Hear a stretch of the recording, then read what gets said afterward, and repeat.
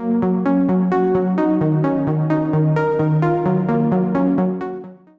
Nat Oppenheimer. I'm a senior vice president at SILMAN, a structural engineering firm in New York City, and I'm also a board member of the Architectural League. I'm joined not only by members of the board and others, but by Paul Lewis, who's the president of the league. He's in one of the boxes. He can wave to you. And in an effort to keep the conversation moving along, because we have about 40 minutes, I'll lead the discussion, and then Paul will jump in and we'll get questions from some on the chat as well. And we are recording this, as I hope your campaign told you. And we have a reach of up to 30,000 people. So while I appreciate you lauding our large group, it also will go to a wider audience ultimately on behalf of the campaign. For your benefit, I do want to note that the Architectural League's mission is to stimulate thinking, debate, and action on the critical design and building issues of our time. It's highly likely, as you know, that the city will face significant financial challenges in the near term. And so we felt it was critical that we play an active role in facilitating dialogue between the design community and the candidates. And so we really appreciate you joining us. You'll see during the conversation, we'll go beyond the built environment, but certainly we look through the lens of the built environment. And while the mayoral race is getting significant attention, we feel that the city's comptroller's office plays a critical role in the city's financial situation. And given that both the mayor and the comptroller will be new to their respective office, there's a real possibility that one of the people we're speaking with, you or others, will have a real significant impact on the success or failure of the city over the coming years, hopefully the success. And so in introducing you to the folks that are on, I will simply note, and you can give us more background as well, that Michelle Caruso-Cabrera has a long career in journalism, beginning with your broadcasting career as a producer at Univision. You moved on to CNBC, where you worked for 20 years as a financial analyst, lead reporter, and anchor.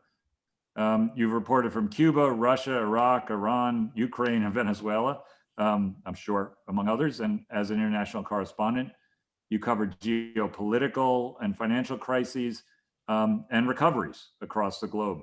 And you provided in-depth reporting on the Greek financial crisis, specifically the Brexit vote and various US financial crises. And you received an Emmy for your series about children orphaned by the AIDS crisis. You were named one of the 100 most influential Hispanics in the country by Hispanic Business Magazine. And you've been on the board of Ballet Hispanico for 16 years. So it's really great to have you here. And I would simply start by offering you a few minutes just to introduce yourself to us beyond the simple bio, and your thoughts about the position of comptroller.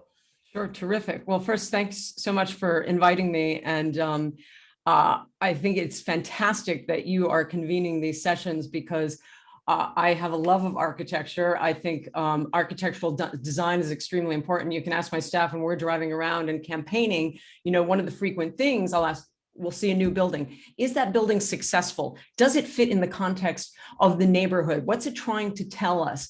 Oh, that building was built in, that time period. I don't like that period of architecture. It's a shame, So this is something that informs our discussions actually on a frequent basis. And architecture is so important when you look at the way, for example, Lincoln Center was originally constructed to keep out the neighborhood. And then they realized as time went on, it needed to be a place that invited the neighborhood in. And how did they achieve that? These are all things that are very important to me, very important to the city. And you obviously understand the importance of it as well. So it's a pleasure to be here. Nat gave you my bio. It's not a typical bio for anybody running for comptroller, anybody really running for citywide office. Why would a former journalist think that she has the ability to do this? Well, a couple of reasons. First, as part of my career, what I've essentially done for decades is cover financial crises. There are more of them than you would imagine in the world at any one time. And I was constantly traveling to look at the impacts and seeing what happens during a financial crisis. Even when I started at Univision, Latin America was engulfed in crises at the time, and I could see what was happening. And what I've learned from covering financial crises is that those who can least afford to pay always end up paying the most. There are always people being left behind, which is a tragedy. And then they're left behind they suffer the most during the crisis. Then we have a weaker recovery than we should have. And they're once again left behind. And I see that happening here in New York City. And I've seen the mistakes that get made. And I want that to stop. I know what can be done and what shouldn't be done to help make sure that we have a recovery that leaves no one behind. And that means bringing back jobs, helping small businesses, attracting investment back to New York, making sure this is a place that people want to stay and not want to leave. The other thing about my job at CNBC in particular is that income statements, balance sheets, and cash flows. I mean, I have done financial analysis essentially for 20 years, investigating how the money is being spent and asking hard questions about how it's being spent, whether it's CEOs, presidents, or prime ministers. So all of the things that are important to the job of controller, whether it is auditing the city books. By the way, I as president of the board of the Ballet Hispanico, on a board, on a nonprofit board, wow, you really start to understand cash flow in a really visceral way.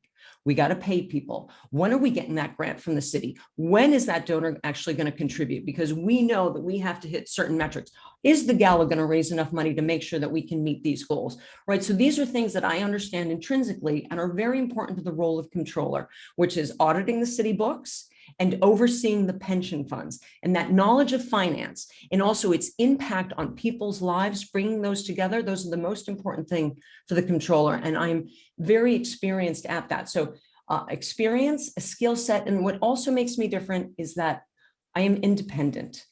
I have 30 years of real life experience. I've been a journalist for 30 years. I was the editor, and I'm not including this in my 30 years of career, but I was the editor of my high school paper, the editor of my college paper.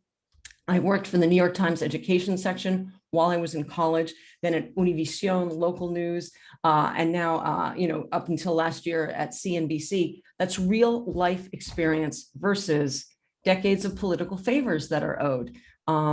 That's true of the longtime career politicians, most of whom are my opponents in this race. So I think I bring a fresh set of eyes and an independence. I don't know anybody anything when I get into this job, so I can do what's right for New Yorkers. I'm also not running for mayor, which is extremely important because way too often this job is held by someone who actually really wanted to be the mayor. There are two people in this race who actually ran for mayor, and they're using this as a soft launch, taxpayer funded, 7-8 year campaign to run for mayor. That's not what I'm about. I'm about doing this job. Taken a vow, I've asked all the other comptroller candidates to also, make that same vow that they're not going to run for mayor. When you can do that, that means you're not making decisions based on your own personal political prism, but rather what is best for the city and what's best for you, New Yorkers. So, no, I appreciate all of that. And it is an important viewpoint. So to that point, and the flip side, I think, or one could say that not having been in the political system, and I understand certainly the advantages that you've raised, but not having been in it also as the comptroller looking at sort of the accountability officer, right? And you have a lot of bureaucracy around you that you'll be holding accountable. You have a staff of 800, but you also have agencies that carry out work for the city, like the DDC and the EDC and so on.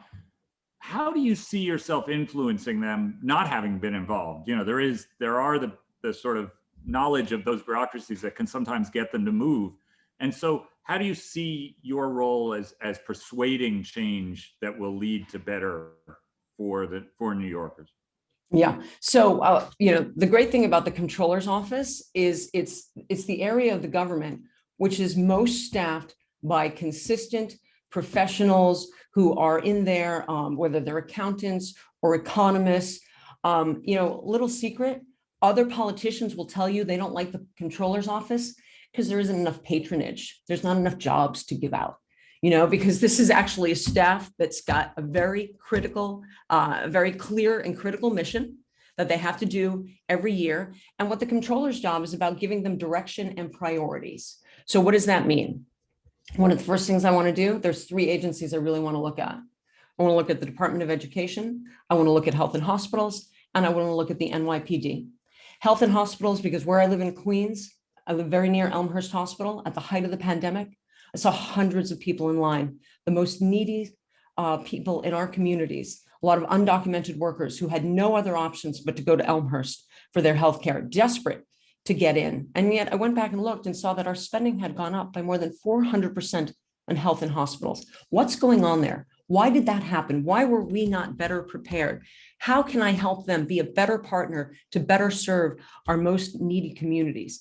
I want to look at the Department of Education. It's the largest amount of money that we spend. And I was upset to see that Richard Carranza, the day he left, in a very emotional statement, said he didn't know where he was going.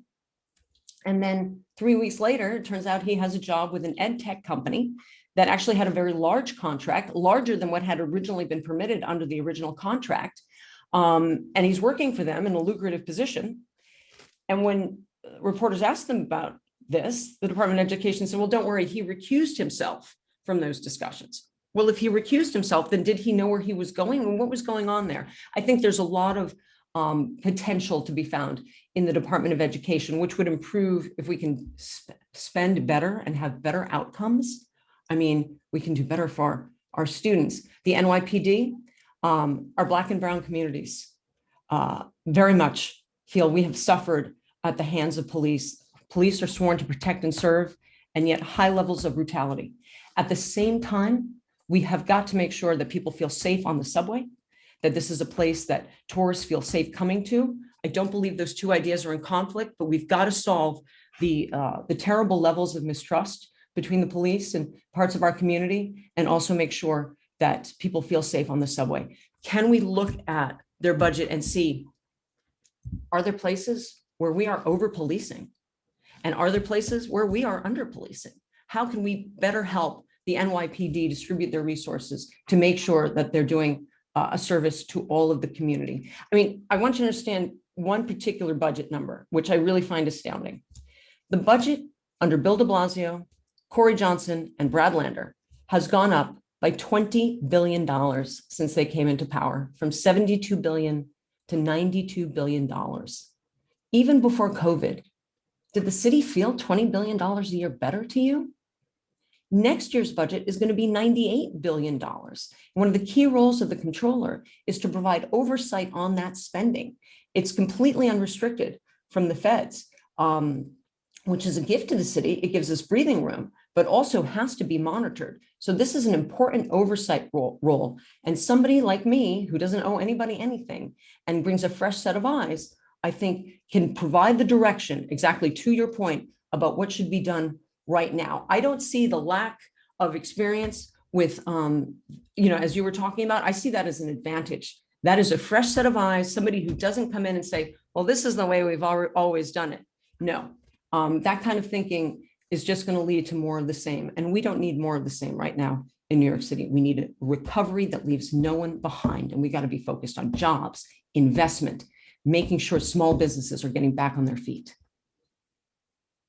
So what can you, having covered a number of these crises and the post-crises in Greece and so on, what do you borrow from what you, or what would you highlight from what you learned in those crises, what you saw, people you spoke to, that, 3 or 4 ideas that came out of that, or that energize you in terms of what you see ahead for New York? No one's ever asked me that question, and I'm shocked because it's a natural question. So I am so excited for you to ask that. Austerity is a disaster. I saw it in Latin America when I was at Univision. And then it really informed my career. I'm at Univision, and Latin America is engulfed. And there are, in Argentina, there are the protests with the pots and pans, and poverty levels are rising, and the IMF has gone in there, and there's just a battle of wills. And what is austerity? They cut spending dramatically and they raise taxes, and the economy shrinks.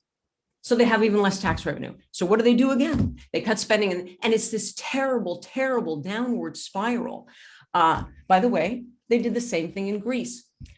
The reason I ended up being the chief international correspondent was there were protests going on in Greece, and we had economists on every day on CNBC. And I don't know if you have any economists in your lives, but they tend to be a little dry, right? And we would have economists on, and they would say, yes, Greece will have to go through a fiscal adjustment. Fiscal adjustment of 3 to 4%, which is a huge. And I said, I know what a fiscal adjustment is. Fiscal adjustment translates to people. It translates to crazy high unemployment levels. It translates into cuts to pensions. I mean, I understand what this is about. And we have to, we hadn't really documented on the ground a lot at CNBC at that point. We had done a lot of in-studio analysis. So I said to my boss, we need to go to Greece. And I ended up being there on that first trip 2 weeks. We didn't know how long it would last, where they were voting on austerity levels. And then I ended up spending there on and off 5 years and seeing how devastating austerity is. I was very concerned it was going to happen here in New York because the poor suffer so dramatically. The middle class gets hollowed out. We got breathing room from the federal government. Winning Georgia meant a lot because now New York City gets 2 years of breathing room. As a result, we can figure out, okay, what happens to Midtown Manhattan, where so much of our tax revenue is generated? When you look at the gross city product, as I call it, the GCP of the city, the largest single percentage comes from Midtown Manhattan. Well, Midtown Manhattan is dying right now. It's one of the key reasons why unemployment in the Bronx is still 14%. Work from home. I think it's overrated and overstated, but the impact is not going to be zero. If there is one spot in the country that is vulnerable to work from home, it is Midtown Manhattan. So we have got to figure out what we're going to do here. Does it have to be reimagined? How do we get people to come back? It's going to impact the asset values here. When the real estate landlords start filing their income and expense statements, how are they going to look? They're going to look bad. What does that mean for assessments? And when real estate taxes are the largest single source of tax revenue for the city, it can be dramatic and have a lag effect.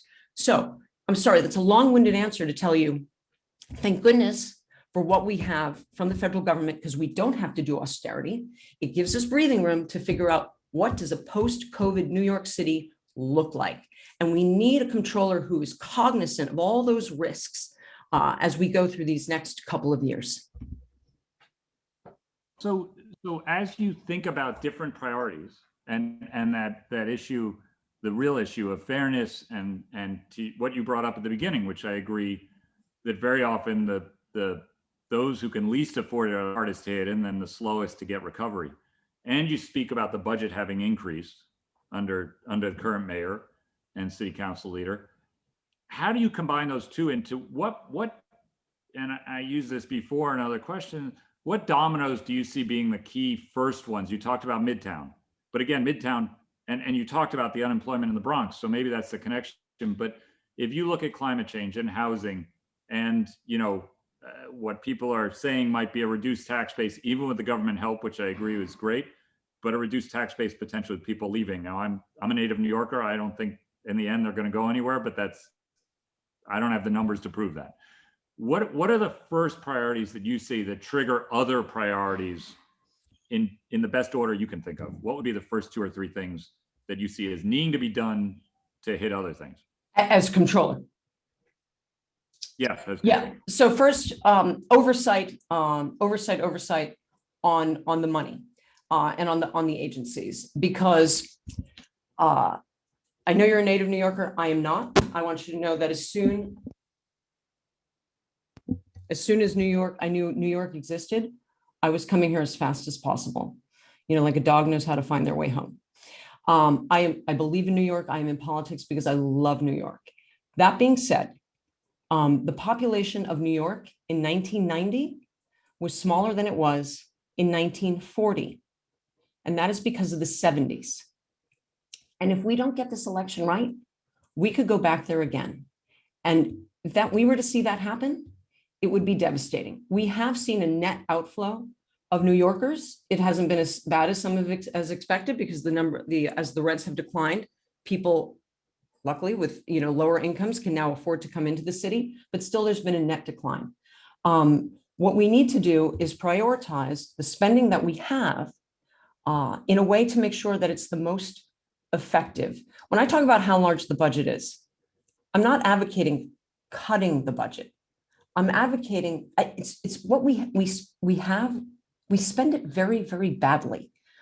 I've heard some mayoral candidates say, oh, the first thing I want to do is tell every single agency they got to cut by 5%. That doesn't make any sense to me. There's probably some agencies that actually need more money and some agencies that should have less money. So what's the first thing? There's a program that actually went away for a long time, but I think should be brought back and is actually now being brought back. They're called PEG programs, Program to Eliminate the Gap. I think that's an unfortunate name because it makes it sound like a budget reduction program. It's actually an efficiency program where you actually talk to the people who work in the agencies and you go line by line. Okay, what's this line item about? What do we use it for? Does it provide the outcomes that we need?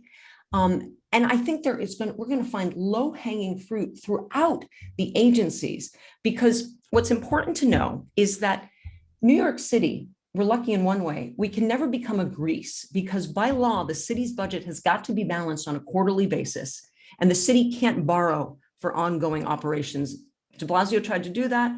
Albany wouldn't let him. What that means is hard decisions need to get made early.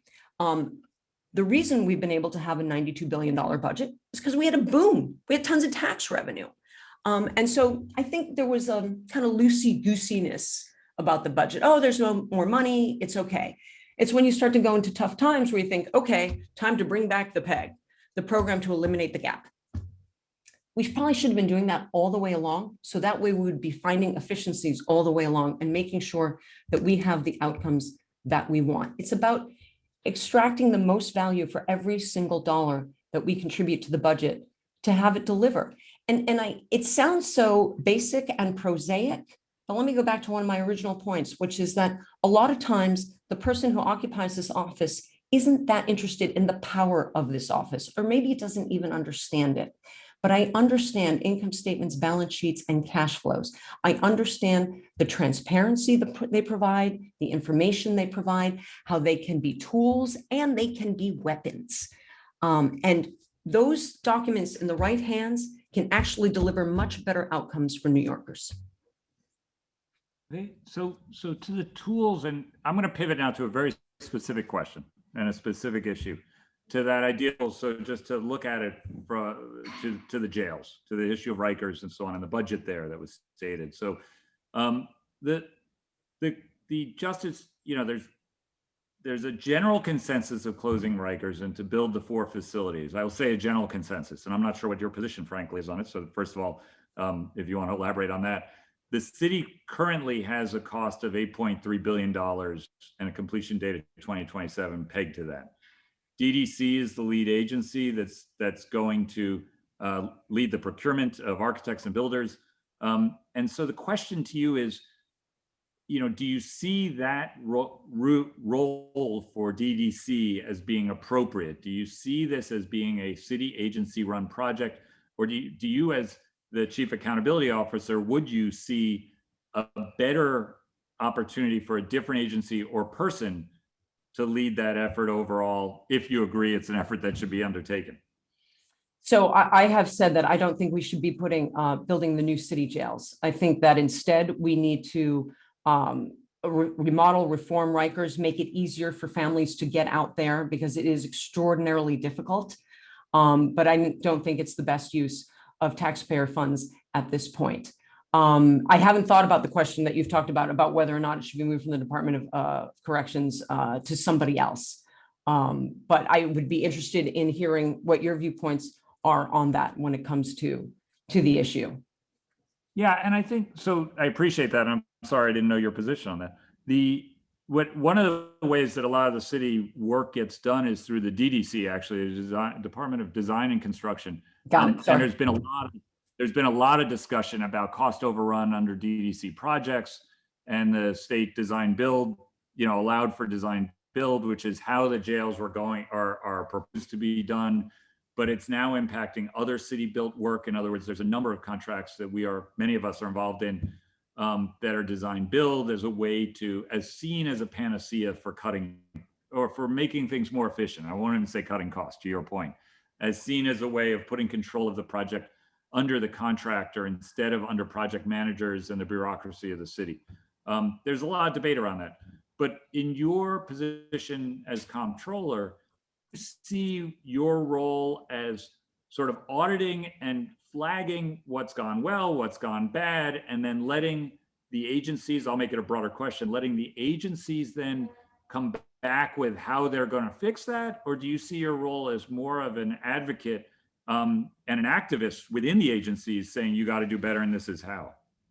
Yeah, so there's, several kinds of audits that you can do. You can do traditional audits, you can do forensic audits, you can do performance audits. So this to me sounds like an area where you could do a performance audit, where you do an analysis of what the different choices are that bring, and then potentially make a recommendation. I mean, in almost every case that I've ever seen like this, it's about trade-offs.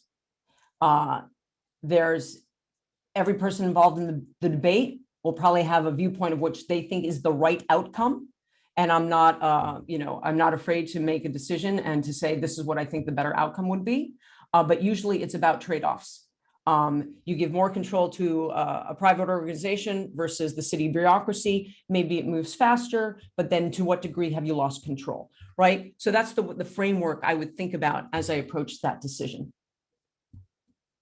And then, Nat, yeah, go ahead. can I just want to, I'm very interested in the argument about maintaining Rikers and improving access. Because one of the the basic criticisms about Rikers is that it is inherently hard to get to because it's a single location. It's not close to where people are being held in the jails.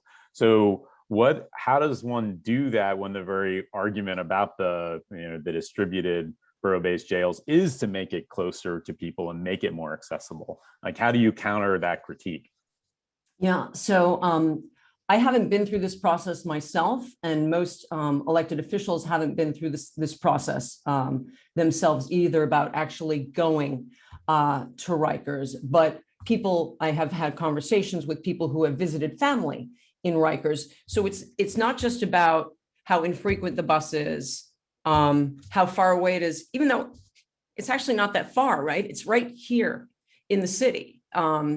It's that once they're there, the way they get treated, the way they have to sit around, the way the guards are incredibly dismissive, the way if someone shows up, for example, with a small nick in their jeans, after they've traveled to get there, they're told they can't go in and visit their family member because they have a nick in their jeans and no one's allowed to wear ripped jeans.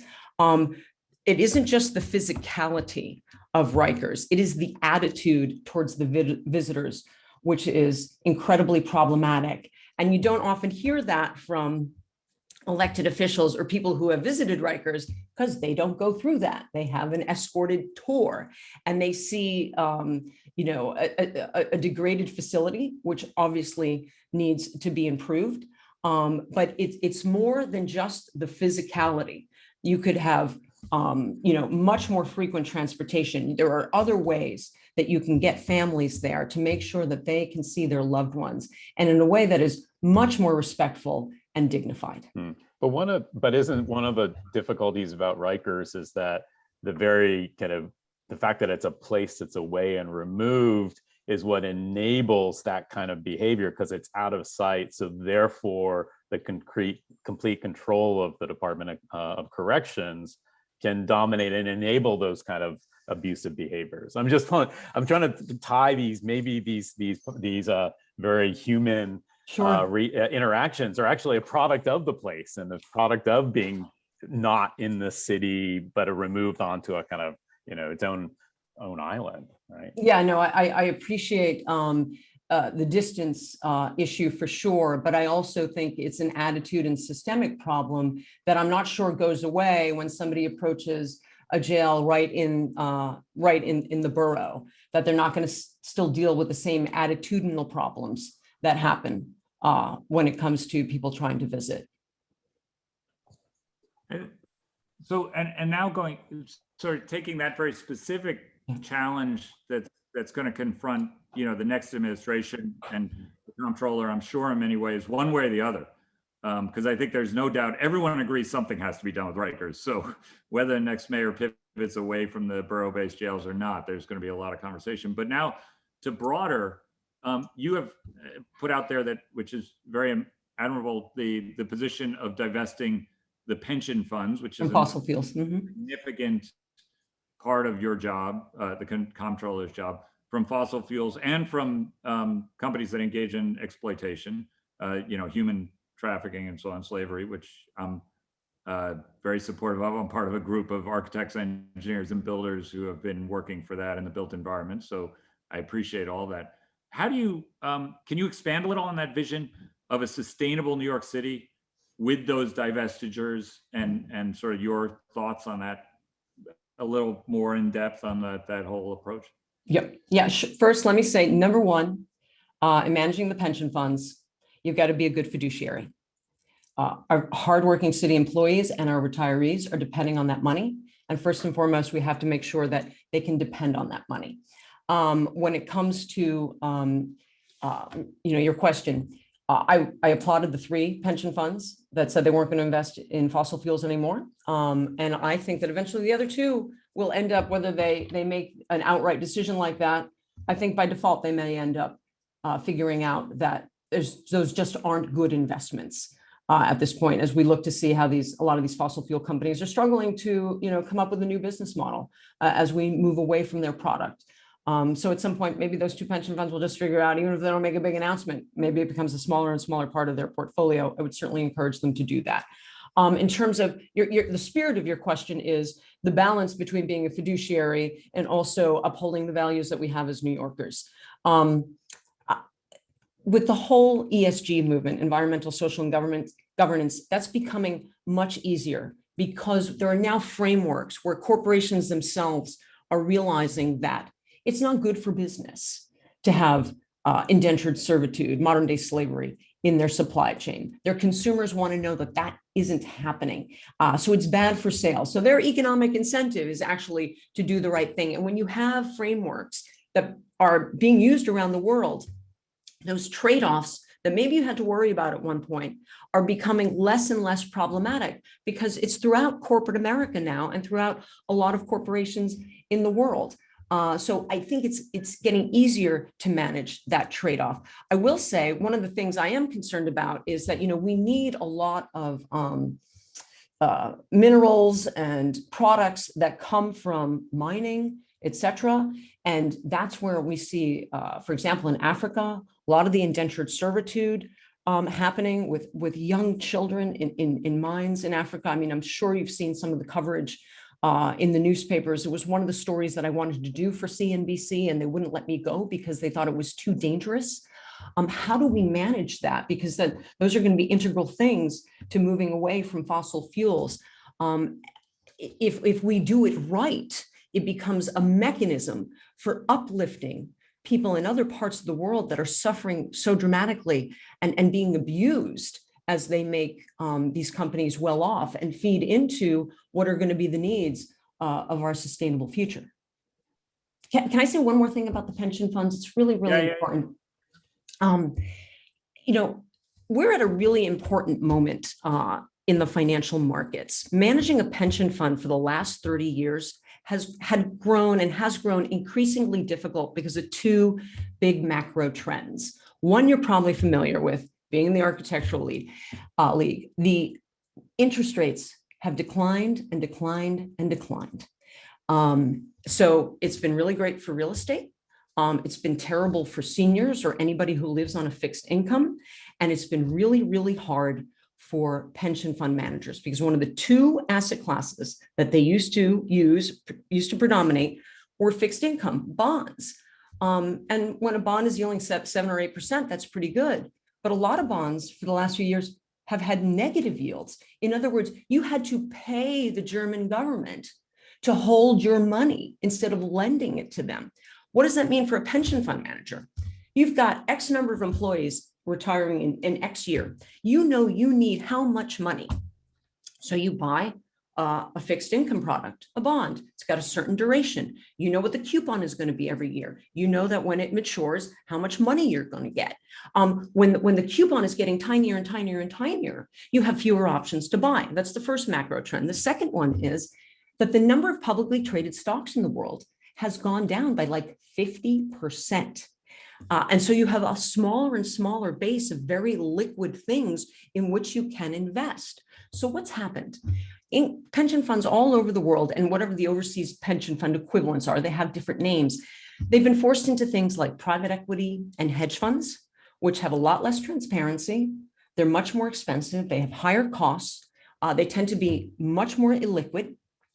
You can't necessarily exit a hedge fund. You know, they have gating times where you're only allowed to exit at certain times of the year. Private equity, you can buy something. A private equity fund's only supposed to last 7 to 10 years, but there's some dogs out there that last for 20, right? And now you've had this private equity product that the managers who created it are gone by the time, and there's this, you know, dog sitting there that they can't exit, and you don't know when you're going to get that money.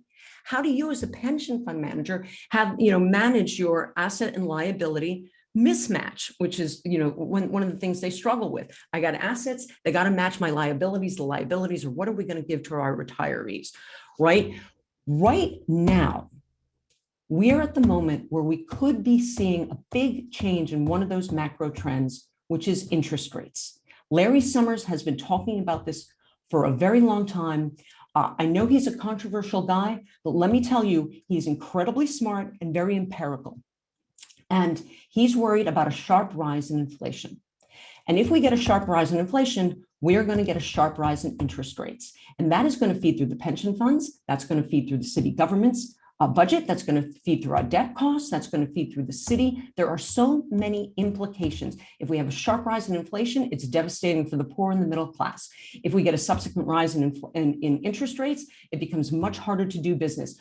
God forbid we have both at the same time, then it's even worse. What I want to tell you is you're going to hear from my opponents about how they're going to get a better return for the pension funds. It's extremely difficult to get a better return based on the macro trends of what I've told you about. What I'm telling you is I am the person in this race who is most cognizant of the risks we face right now if we see a turn in the bond market, which we've already started to see a hint of. And I am thinking about that every day, and I carry that very close because it has such dramatic impacts on our retirees and our city and the people who live here. So let me ask, with that knowledge, which I appreciate, of investing in the bond markets and the potential for inflation. So look, one of the main criticisms and discussion over the last, anytime there's a boom, is all of that good low interest rates that allow real estate to boom and explode in New York City never seem to hit affordable housing, right? We can't seem to build affordable housing while the real estate developers are somehow making gazillions on margin off of their construction. So this, you know, there never seems to be that connection. Interest rates go up. I agree there's a lot of different voices in that, but let's say they do. It makes it even harder for the city to invest in housing, which I think, again, there's a general consensus is desperately needed in many ways, right? So what financial thoughts do you have? And I won't even say tricks, because I think it's real levers that can be pulled, especially from the comptroller's office, but also from your experience as to how you would, you know, work through the comptroller's office to present these, that would allow the city to invest in housing in a time when people don't want to invest in real estate or construction at all. Yeah, so I was pleased to see just yesterday that the city's pension funds entered into an agreement where they're going to give do a $250, listen to me, $250 million investment into housing, affordable housing and housing projects, you know, developments throughout New York City and also in Westchester. So there's the lever of actually using our money to invest to actually drive development. Part of that would be making sure there's conditionality in terms of what percentage of affordable housing units are going to be there. And then there's just the basic issue, even if we have to build more affordable housing, officially affordable housing, deeply affordable, middle-class affordable. You know, there are parts of Brooklyn where they're desperate for more middle-class housing because they've got a lot of very expensive housing.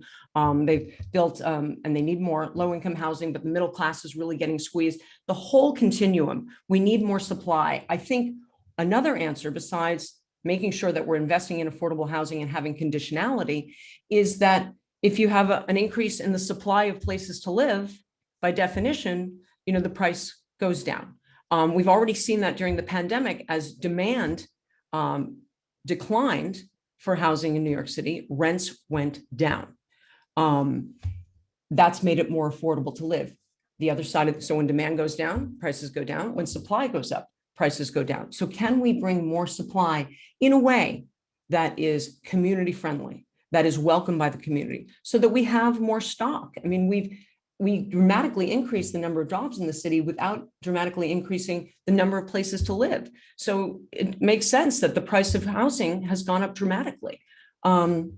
Even with the decline in rents, in some places 30%, New York City was still an incredibly expensive place to live relative to the rest of the country.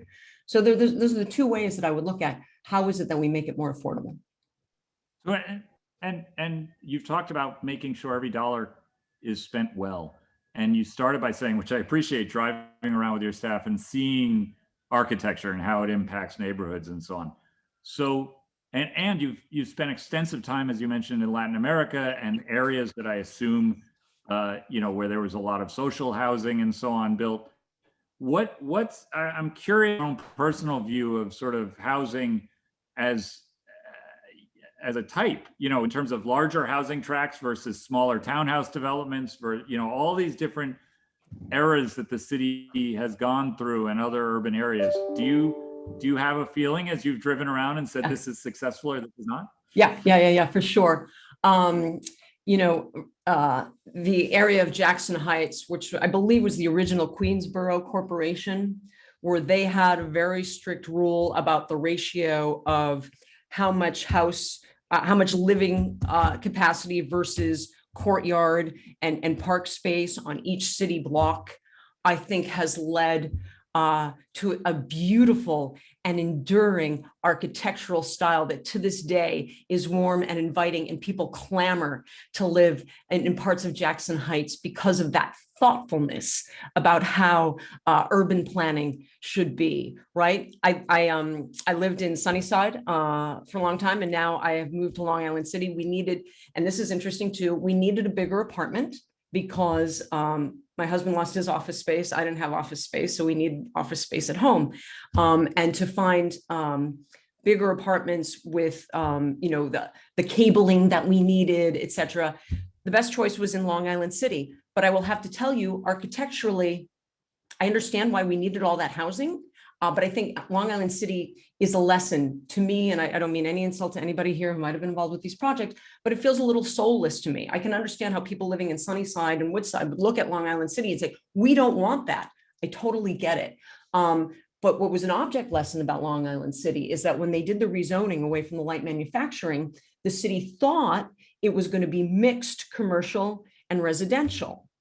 Well, it turned out what we really needed was residential. So all of these residential towers went up with very small spaces. It was a pre-pandemic attitude. And so they made the apartments quite small, but the amenity space is huge to mimic the WeWork style. And then, of course, those became places that people wanted to leave because they were paying an enormous amount of money for amenities that they couldn't use for the last year. And yet they were living in very small apartments. So I think that there could have been better planning within Long Island City to make it to make sure we had enough schools and transportation, et cetera, because it's so teeming with people. And I really look to what was done in Jackson Heights as a real model to way to think about balancing need spaces and green spaces as well. So we're almost towards the end, and I want to give you a chance to have the last word, but also to that point of now going back to Midtown Manhattan. In one of the videos, you talked about the urgency of refilling Midtown. You spoke about that briefly, that the occupancy rates are significantly low at this point, similar to how, what happened in Long Island City, as you mentioned, in terms of the amenities. How do you see the role of comptroller affecting, again, and you've touched on this, but direct to sort of real estate in Midtown Manhattan? How do you see the role of comptroller? Well, first, if I were in the controller's office right now, I would be bringing the staff back right now, because we got to lead by example. I would like the city, the businesses here in the city, many of whom have gotten tax breaks, to say, hey, folks have got to incentivize people to come back. I understand that some people have already made plans for the summer and they're constrained by their children and they didn't plan on coming back until September, until the schools reopen, but doing as much as possible to get people to come back, I think would be number one, and to lead by example. Open up the controller's office and make the employees come back. If they've been vaccinated, you got to come back to work. You know, they didn't, there's a lot about the controller's office that didn't skip a beat during the pandemic. They put out reports, and they've continued to put out very crucial and important reports about the state of the city's finances, et cetera. And I applaud them for that. But I think it's time to lead by example and get people to come back at this point. You know, yes, that's, I would lead by example in terms of, you know, I think part of the role, along with being, you know, the mayor's role as well, as being one of the chief cheerleaders for New York City. And, you know, making sure that we're doing everything possible, that this is a place that people want to bring jobs to, where small businesses want to open, that people want to come back to. So that way we have a vibrancy to the city that provides us the revenue that we need to make sure that we protect the most vulnerable. Thank you. So we're about a minute or so away. Is anything that we've not spoken to that you'd like to finish up by leaving us with a thought? One little thing. You know, I don't lead with this, but I think it's interesting and I think it's important, which is that I'm the only Latina in the race. I'm the only Spanish speaker in the race. When I win this, I don't say if I win, when I win this, I will be the first person of Latinx descent to ever hold citywide office. It's never happened before. Mayor, comptroller, and public advocate. Those are the 3 citywide offices. And not one has ever been held by a Latino or a Latina. And I think it's high time that changed. We're nearly 1/3 of the city's population. And I want to be able to elevate the Latino voices to the highest levels of office. Of course, I want to represent every New Yorker. But when I was little, you know, my mom said to me, you should be one, she would point to the TV reporter, you should do that. And I said, Mommy, there are no girls on TV. There was one woman, Andrea Mitchell, who I admire to this day. But seeing her was important. And I've had people say to me, what do you know about a Dominican bodega owner? I said, well, I'm the daughter and the granddaughter of immigrants. And that Dominican bodega owner sees my story and sees his children and his grandchildren. And that's why he came. And that's why he's here. And me winning this office is good for the city, but it's also a fulfillment of why they came and why my family came. I just think it would be a really great history-making moment, not because it's me, but for New York City. I would love to have your vote and your support. Thank you. No, that's great. And look, we agree that it would, I think we all agree it would be a great moment in New York for that to happen on many levels. So thank you for your time.